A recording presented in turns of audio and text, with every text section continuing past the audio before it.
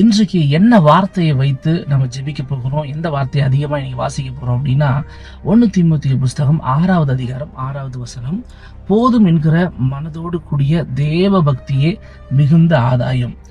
இந்த வார்த்தையை நான் வாசிக்கும் போது என்னுடைய ஊழியம், வாழ்க்கை, தனிப்பட்ட காரியத்தில் எந்தெந்த விஷயத்தில் போதுன்றதை நான் டிக் பண்ணிக்கிட்டேங்க.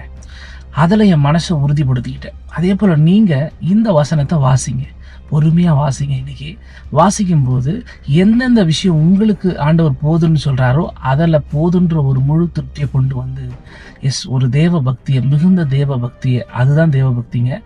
ஏன்னா ஆண்டவர் எதை நமக்கு போதுன்றாரோ அதில் போதுன்னு விட்டுடணும். அதை தாண்டி நம்ம அவர்கிட்ட கேட்க வேணாம்.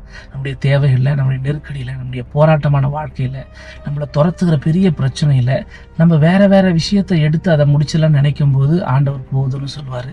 அப்போ எதிலெல்லாம் உங்களுக்கு ஆண்டவர் இந்த வார்த்தையை வாசிக்கும் போது போதுன்னு சொல்கிறாரோ அதில் விட்டுருங்க.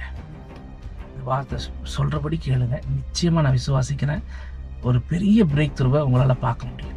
ஏமே